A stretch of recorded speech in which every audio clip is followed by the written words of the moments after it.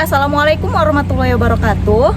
Halo teman-teman semuanya, perkenalkan kami dari kelompok 1 yang beranggotakan saya Najwa Pahira dan teman saya Muhammad Haim Pertama dan saya Ratu Subrian. kami akan membahas salah satu topik yang ada dalam mata kuliah manajemen resiko, yakni pengidentifikasian resiko. Kami akan membahas salah satu judul yang ada di dalam mata kuliah manajemen risiko, yakni daftar kerugian potensial. Oke, saksikan guys. Baik teman-teman semuanya, saya di sini akan menjelaskan apa sih itu daftar kerugian potensial. Daftar kerugian potensial atau kita bisa sebut checklist adalah hasil dari proses identifikasi risiko yang mencakup berbagai kerugian yang mungkin menimpa suatu bisnis itu. Daftar ini gunakan sebagai dasar untuk menentukan kebijakan pengendalian risiko. Kerugian potensial dapat dikelompokkan menjadi 3 kategori utama. 1. Kerugian atas harta atau property loss, kerusakan atau kehilangan aset perusahaan tersebut. Yang kedua, kerugian berupa kewajiban terhadap pihak ketiga atau liability loss, yaitu tuntutan atau ganti rugi kepada pihak lain. Yang ketiga, kerugian personil atau personal loss, yaitu kerugian yang menimpa karyawan atau pemilik perusahaan seperti kematian, cacat, pengangguran atau saja kecelakaan di jalan. Yaitu apa sih dalam pengidentifikasi risiko itu ada prinsipnya, cara sistematis dan berkelanjutan untuk mengenali potensi kerugian sebelum itu terjadi. Tujuannya apa? Tujuannya untuk mempersiapkan strategi penanggulangan risiko tersebut. Langkah-langkah yang dapat kita lakukan sebagai manajer risiko yaitu meliputi 1. Membuat daftar kerugian potensial yang mungkin terjadi. Yang kedua, menggunakan sistematis pendekatan untuk mengidentifikasi risiko yang relevan dengan perusahaan. Yang ketiga, sumber informasi untuk membuat daftar kerugian potensial meliputi data, asuransi, publikasi, dan laporan kepolisian. Dalam daftar kerugian potensial ada manfaatnya. Apa sih itu manfaatnya? Yang pertama, mendukung pencapaian tujuan bisnis secara umum. Yang kedua, mengumpulkan informasi tentang risiko yang mungkin dihadapi perusahaan lain. Yang ketiga, membantu manajer risiko dalam mengingat, mengumpulkan, dan mengevaluasi program penanggulangan risiko. Dalam kerugian potensial terdapat klasifikasinya. Yang pertama, kerugian atas harta kekayaan, yaitu kerugian langsung, misalnya kerusakan aset, dan tidak langsung, misalnya kehilangan pendapatan perusahaan. Klasifikasi selanjutnya itu kerugian berupa kewajiban kita kepada pihak lain, yaitu tuntutan hukum dan ganti rugi. Yang ketiga, kerugian personil, yaitu kerugian yang menimpa karyawan atau keluarga mereka. Dalam pengidentifikasi risiko ada metode yang dapat kita lakukan atau kita jalankan, meliputi 1. Yaitu menggunakan daftar pertanyaan atau yang kita sebut bilang kuesioner. Yang kedua, menganalisis laporan keuangan. Yang ketiga, membuat flow chart atau aliran barang untuk mengidentifikasi risiko di setiap tahapnya. Yang ketiga, inspeksi langsung ke lokasi operasi. Yang kelima, berinteraksi dengan departemen internal atau pihak luar seperti konsultan dan pihak asuransi. Dan terakhir, menganalisis kontrak catatan statistik kerugian sebelumnya. Dalam manajer risiko ada perannya itu apa saja sih? Yaitu bertanggung jawab untuk mempelajari, mengevaluasi, dan memantau peristiwa kerugian serta menghadirkan pertemuan untuk memperluaskan wawasan tentang manajemen risiko.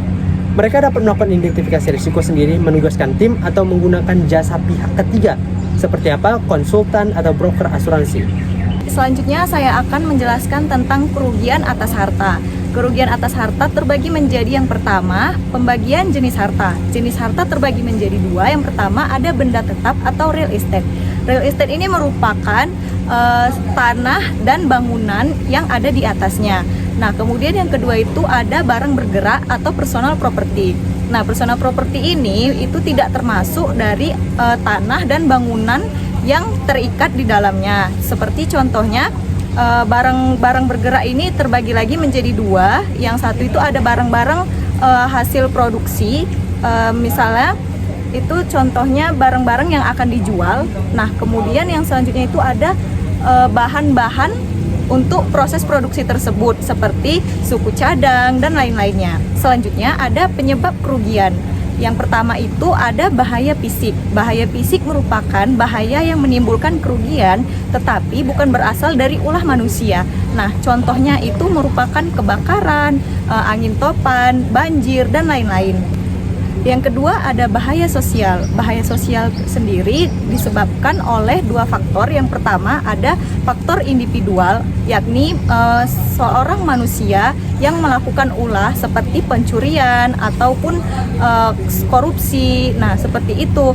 Nah, yang kedua itu adalah bahaya yang disebabkan oleh sekelompok orang seperti contohnya pemalakan dan lain-lainnya. Yang ketiga itu ada bahaya ekonomi. Bahaya ekonomi ini merupakan bahaya yang ditimbulkan dari faktor eksternal pada perusahaan, misalnya perubahan harga dan persaingan antar perusahaan. Nah, selanjutnya ada macam-macam kerugian atas harta. Nah, ini terbagi menjadi secara langsung.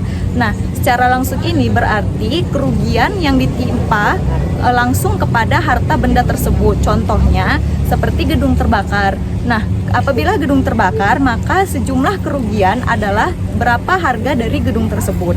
Nah, yang kedua ada secara tidak langsung. Nah, secara tidak langsung ini kebalikan dari secara langsung, yakni tidak langsung menimpa pada kerugian harta benda tersebut. Nah, contohnya seperti tadi gedung terbakar, maka ada gardu hubung yang ikut terbakar karena kebakaran tersebut. Nah, selanjutnya itu ada kerugian net income. Kerugian net income merupakan kerugian dari net income perusahaan itu tersendiri yang disebabkan oleh adanya penurunan dari manfaat atas harta tersebut. Terakhir itu sumber kerugian net income. Pada prinsipnya, sumber kerugian terhadap net income terdiri dari dua hal, yaitu yang pertama, ada pendapatan yang menurun. Nah, bila suatu perusahaan tertimpa perihal, maka pendapatannya akan mengalami penurunan yang disebabkan itu yakni satu, kerugian uang sewa. Yang kedua, gangguan terhadap operasi perusahaan. Yang ketiga, gangguan tak terduga dalam bisnis. Dan yang terakhir tuh hilangnya profit dari barang jadi yang mesti dijual,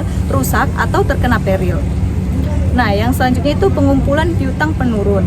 B. Biaya yang meningkat. Bila suatu perusahaan terkena peril, dapat mengakibatkan kenaikan beberapa jenis biaya, antara lain kerugian nilai sewa. Selanjutnya, ada biaya yang meningkat. Bila suatu perusahaan terkena peril, dapat mengakibatkan kenaikan beberapa jenis biaya, di antaranya yang pertama itu ada kerugian nilai sewa. Nah, yang kedua, biasanya perlu dikeluarkan biaya ekstra untuk meneruskan operasi perusahaan secara normal akibat adanya peril dan demi memelihara hubungan baik dengan pelanggan. Langkah yang dapat dilakukan yakni yang pertama, perusahaan dapat beroperasi dengan lebih cepat dan efisien serta dapat menentukan besarnya biaya ekstra yang harus dikeluarkan. Selanjutnya, pembatalan kontrak sewa yang bernilai tinggi. Selanjutnya, hilangnya manfaat yang dilibatkan oleh peril. Nah, itu yang dapat saya sampaikan mengenai kerugian atas harta. Selanjutnya akan disampaikan oleh teman saya Ruth Betseba. Selanjutnya itu tanggung jawab atas kerugian pihak lain. Yang pertama itu pengertian. Tanggung jawab atas kerugian pihak lain timbul karena adanya kemungkinan bahwa aktivitas perusahaan menimbulkan kerugian hara atau personel pihak lain tersebut, baik disengaja maupun tidak. Yang kedua itu jenis tanggung jawab yang sah. Tanggung jawab secara garis besar dapat dibagi menjadi dua jenis, yaitu tanggung jawab sipil atau perdata, yaitu tanggung jawab yang sah yang realisasinya dilakukan oleh suatu pihak melawan pihak lain. Yang kedua itu ada tanggung jawab umum atau pidana, di mana berlakunya tanggung jawab ini kepada yang bersangkutan diajukan oleh petugas pelaksana hukum, di mana keputusan hukumnya berupa denda atau penjara yang harus dibayarkan atau dijalankan oleh tersangka. Bila ancaman hukumannya terlalu berat dan si tersangka tidak mampu membayar pengacara, maka pengacara disediakan dan dibayar oleh pemerintah. Nah, yang ketiga itu sumber tanggung jawab sipil. Tanggung jawab sipil yang harus dipikul seseorang atau suatu badan timbul karena berbagai sebab atau sumber, antara lain yang timbul dari kontrak, yang timbul dari kelalaian, yang timbul dari penipuan, dan yang terakhir yang timbul dari tindakan lain. Yang keempat itu cara menentukan tanggung jawab sipil. Peraturan hukum berpegang pada prinsip perlindungan hukum hanya diberikan pada orang-orang yang membuktikannya. Syarat proses penentuan pertanggungjawaban yang sah adalah Yang pertama itu pihak pengadilan atau hukum tidak memberikan keadilan secara khusus. Yang kedua itu hak-hak sipil atau tidak serta-merta dilindungi kecuali bila yang bersangkutan mengajukan permohonan. Yang ketiga itu ada batas penentuan suatu hak. Yang keempat itu para pihak harus tunduk pada peraturan yang berlaku. Nah, selanjutnya sifat kerugian.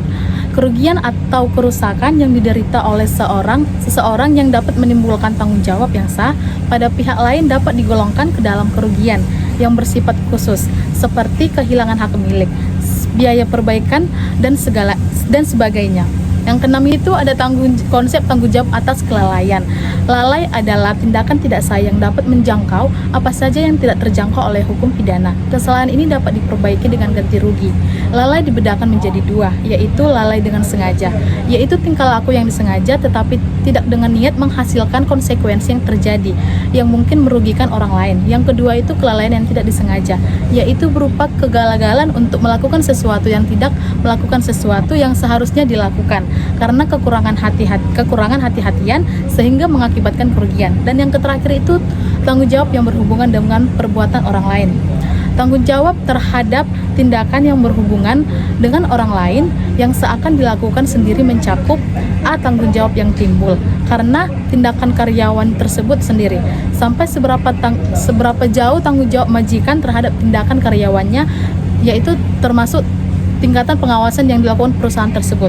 Yang kedua itu ada tanggung jawab yang timbul karena hubungan kontrak atau kerja sama antara pelaku dan perusahaan. Sekian dari penjelasan saya ucapkan terima kasih. Baik, cukup sekian dari penjelasan kelompok kami mengenai daftar kerugian potensial. Jika ada salah kata dan kata-kata kami yang kurang mengenakan, kami mohon maaf. Cukup sekian dan terima kasih. Bye-bye guys.